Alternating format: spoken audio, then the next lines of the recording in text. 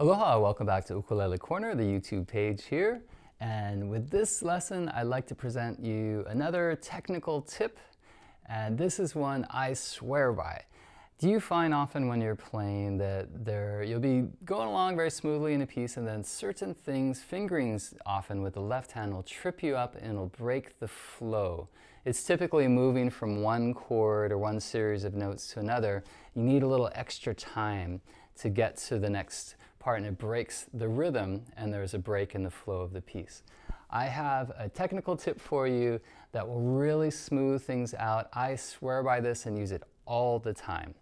And it's simply to place left hand fingers down as needed when playing individual notes instead of blocking out the chord shape. So what I'm going to do is I'm going to show you a little exercise. We're going to go from a G chord, then we're going to move to this type of C bar chord. It's going to go 4th fret with the 2nd finger, then 3-3 with the 1st finger. Then I'm going to change to a little F shape chord here, which is 5-5-3. Just using the top 3 strings. Then I'm going to go back to that C shape, 4-3-3, then back to a normal G chord, which is going to be 2-3-2, 1st finger, 3rd, and 2nd. Now, if I'm going to be playing something like this,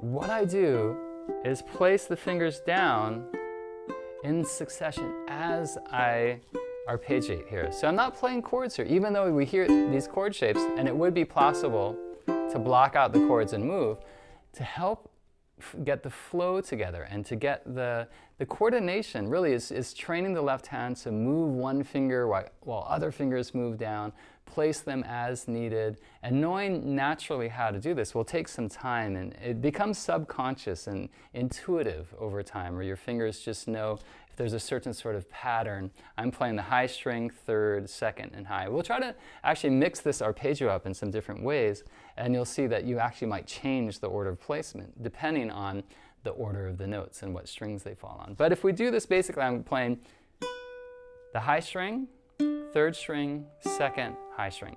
Your right hand could do any sort of thing. You could use your thumb for all this. I'm using thumb, index, and middle. 4th, not playing the 4th string, but thumb on the 3rd string, index on the 2nd, and middle on the high string. That's what I'm doing in this case. So I'm going middle, thumb, index, middle. But you could use your thumb, or don't worry really what the right hand does here. But what you might try to do first is play the G chord, starting with your 2nd finger, then put the 1st finger down, then the 3rd. And you might wonder, well, why would you do that? You're playing a G chord. Many times, as you're going from one chord to the next, this fingers as needed technique will smooth things out. It'll give you that extra time. You just get one finger there in time.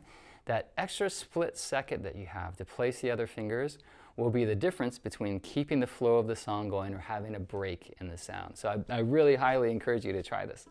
So just to get the concept, starting on a G chord is good. And the basic rule is when you're bringing out one harmony, one chord shape, you play the notes individually, then let them ring together so there's overlap. So by the end of the time that I play those pick 4 notes, we hear the chord. It's all ringing together, but I start with just the 2nd finger, then put down the 1st, then 3rd. Now what I have to do here, sometimes we just have to do a big jump. I'm going to jump to the 2nd finger and then place the 1st finger down in a bar across the 2 strings.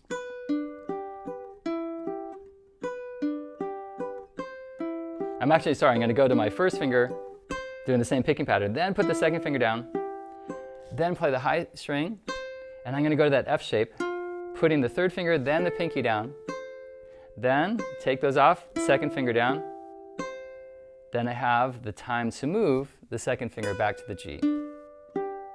I'll do it slowly. And I'll call out the fingers that I'm placing down. So from the top here, 2, 1, 3. 1, 2. 3, 4. 2, 2, 1, 3. And I just called out the number every time something new happened. There's a little overlap here where sometimes a finger, for example, this first finger can stay down as I go to between these two chords. The first finger can stay even placed in that bar.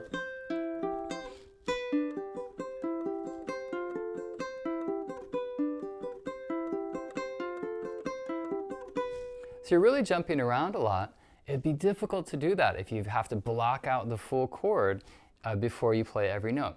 That split second that you have to place the other fingers later in the measure after that first downbeat, it makes all the difference. And there's certain pieces, every piece will have a different flow of fingerings. And the way that this works, once you get it as a general concept, you can use it again and again. So I mentioned, like, I'm just going to try randomly here. I'm going to pick, maybe, let's see. I'm going to change the order. I'm going to go 3, 2, 1, 2. I'm going to do the same chords. This is going to change. Now I'm going to put my first finger down, third, and second when I do the G chord. Then I'm going to play this third finger, but my second finger is going to move. Then I'm going to place the second chord down. Now I'm going to put my third finger, then pinky, then back to the second finger. Now here I have to do a big jump with the second finger, or actually with the first finger. It has to jump from one note to another. Every now and then the same finger has to jump. You might practice just doing that switch. But as needed, the fingers are placed down. Here's a jump. You can still get it smooth because I'm just worrying about that one finger. I'm not worrying about the whole G chord. It would slow me down if I tried to grab that G chord. But right here, I just need my first finger. The other two have a moment to find their place. When I get to the C chord, my second finger goes down first. I'll show you right here. Then the first finger.